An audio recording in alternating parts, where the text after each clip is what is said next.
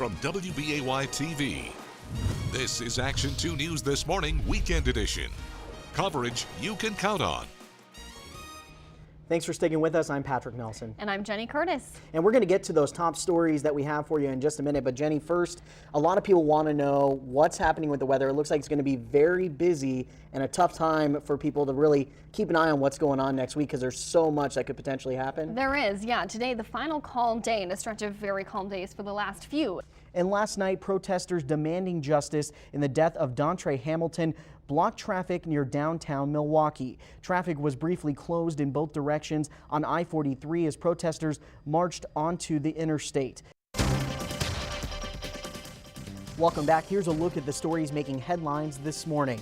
North Korea has proposed a joint investigation with the U.S. into the hacking attack against Sony Pictures. Christmas Day expected to be very windy with some very high wind gusts. And I'm glad you mentioned the wind because we talked about that a little bit earlier. The temperatures, not super cold, but that wind will make a difference when you go outside. Yeah, and especially on Christmas Day. Temperatures into the 20s or very low 30s, a wind chill of around maybe the teens. This car is stuck in the ice in Wausau.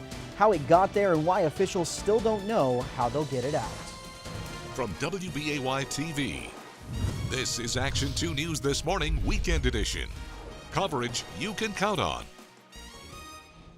Good morning, I'm Patrick Nelson. And I'm Jenny Curtis. Thanks for joining us this morning. We're going to get to some of those headlines in just a moment, but we want to start again today with weather because there is so much potentially happening in the next week. Yeah, there really is. It's game day. The Packers are getting ready to take on the struggling Tampa Bay Buccaneers right now. Aaron Rodgers should have his offensive line intact as he tries for his first ever win in Tampa Bay today. Kind of hard to believe. The Forest County Sheriff's Office says a man has died after his snowmobile crashed into a tree. It happened around 1:30 yesterday morning. It's the 8th time he's made a hole-in-one since 1939, and he says he looks forward to doing it again. Now, for me, golf isn't supposed to be a contact sport, but as long as I don't hit anyone with the golf ball, I think I'm having some success. But for him, I mean, that's just incredible. Yeah, that's amazing. And he broke the record. Congratulations to him. And I don't think anyone's going to be playing golf necessarily here in our area anytime soon. No, probably not, unfortunately. But we do have some warmer weather on the way.